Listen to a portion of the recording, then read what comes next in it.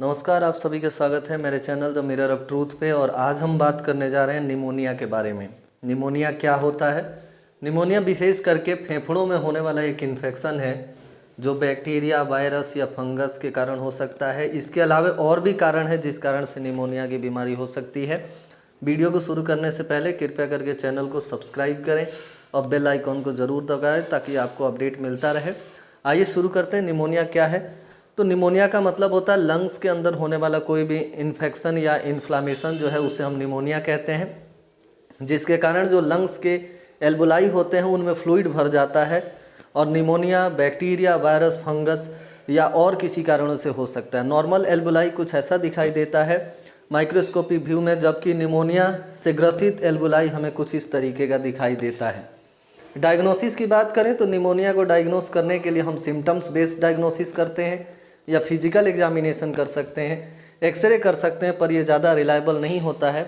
Blood test कर सकते हैं जिसमें WBC की मात्रा बढ़ी हुई आती है इन्फ्लामेशन के कारण। स्पुटम का हम कल्चर कर सकते हैं लगातार 3 दिनों तक, और CT स्कैनिंग भी कर सकते हैं। ये काफ़ी रिलायबल टेक्निक होता है जिस कारण से हम निमोनिया को आसानी से डायग्नोस कर सकते हैं।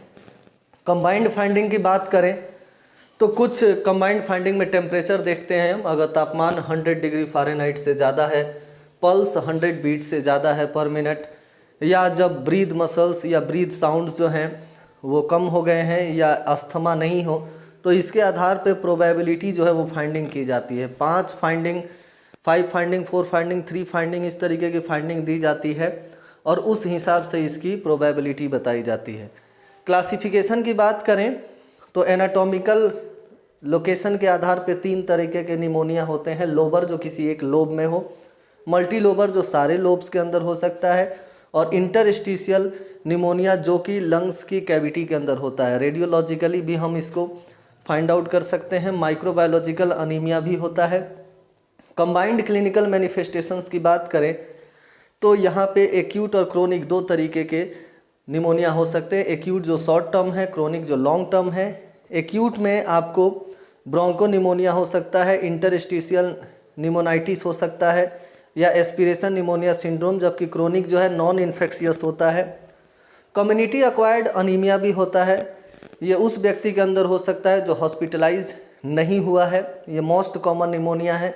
ये घरों में रहने से या घरों में केयर करने से या ओरल एंटीबायोटिक के संपर्क में आने से हो सकता है। यह बीमारी ज़्यादातर हीमोफिलस इन्फ्लुएंजी के कारण होता है। स्ट्रेप्टोकोकस निमोनी जो है इसके द्वारा भी कम्युनिटी एक्वायर्ड निमोनिया ज़्यादातर होता है। कुछ और वायरस और बैक्टीरिया इस बीमारी को पैदा कर सकते हैं। वहीं हॉस्पिटल एक्वायर्ड निमोनिया जो है ये नोजोकोमियल निमोनिया भी कहलाता है।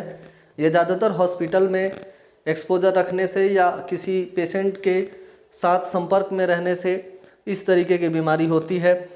5% patient develop hospital acquired pneumonia. जो हॉस्पिटलाइज पेशेंट होते हैं उनमें लगभग 5% पेशेंट में इस तरीके की निमोनिया डेवलप हो जाती है।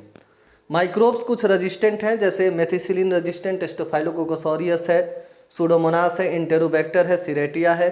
ये कुछ रेजिस्टेंट हैं जो एंटीबायोटिक के इफेक्ट को आसानी से टॉलरेट कर सकते हैं।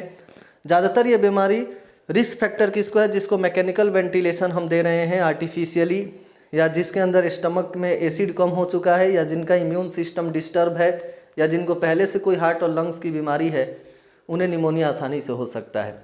अदर टाइप ऑफ निमोनिया की बात करें तो severe acute respiratory syndrome, SARS भी एक तरीके का निमोनिया है।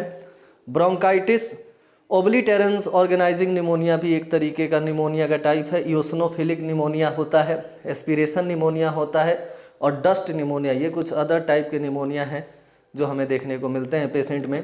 इलाज की बात करें तो ओरल एंटीबायोटिक से पेशेंट को रेस्ट मिलता है। फ्लूइड ज़्यादा से ज़्यादा देनी चाहिए। होम केयर में आप पेशेंट का इलाज कर सकते हैं, और जब ज़रूरत पड़े, कॉम्प्लिकेशन हो, तो पेशेंट को हॉस्पिटलाइज करना चाहिए। बैक्टीरियल निमोनिया से बचने के लिए एमॉक्सिसिलिन, फ्लोरोक्विनोलोन, सिफेलोस्पोरेंस या अमाइनोग्लाइकोसाइड जैसी दवाइयाँ ली जाती हैं।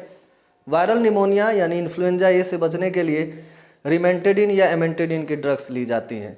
प्रोग्नोसिस और मोर्टालिटी की बात करें तो बैक्टीरियल निमोनिया जो है वो 2 से 4 हफ्तों में ठीक हो जाता है। 120 people with the pneumococcal pneumonia die, यानी 20 में से 1% जो है वो निमोनिया से मरता है जब वो बैक्टीरिया से होता हो। And half of the people who develop MRSA, जिन्हें MRSA का इन्फेक्शन हो जाता है, मेथिसिलिन रेजिस्टेंट स्टेफाइलोकोकस ऑरियस का, उनको वेंटिलेटर पर रखा जाता है और उनकी डेथ भी हो जाती है ज़्यादातर केसेस में। Viral pneumonia last longer than bacteria, ये बैक्टीरिया से ज़्यादा समय तक शरीर में रहता है। बचने का उपाय है कि आप वैक्सीनेशन कराइए। हीमोफिलस इन्फ्लुएंजा और स्ट्रेप्टोकोकस निमोनी के वैक्सीन जो हैं वो अवेलेबल हैं, वो फर्स्ट ईयर में बच्चों को दी जाती है। 5 से 10 साल में आप उसका रिपीट ले सकते हैं वैक्सीनेशन। एंटीबायोटिक्स अवेलेबल हैं, ग्रुप बी स्ट्रेप्टोकोकस और कैलामाइडिया ट्रैकोमैटिस पॉजिटिव प्रेग्नेंट वुमेन के लिए भी आप एंटीबायोटिक यूज़ कर सकते हैं। ट्रीटिंग अंडरलाइंग इलनेस, यानी कि कुछ रिस्क फैक्टर हैं निमोनिया होने के, जैसे किसी को हार्ट या लंग्स डिजीज़ है उसका आप इलाज कराइए। स्मोकिंग जो है उसको अवॉइड करना चाहिए, क्योंकि स्मोकिंग करने से बहुत सारे जो उसका जो फ्यूम होता है वो हमारे लंग्स में इकट्ठा होता है और उससे निमोनिया होने के चांसेस बढ़ जाते हैं। तो इस वीडियो में हमने बात किया कि निमोनिया क्या होता है और कैसे होता है। तो ज़्यादातर ये बैक्टीरिया, वायरस, फंगस, पैरासाइट या धूल कणों के संपर्क में रहने से होता है। धन्यवाद।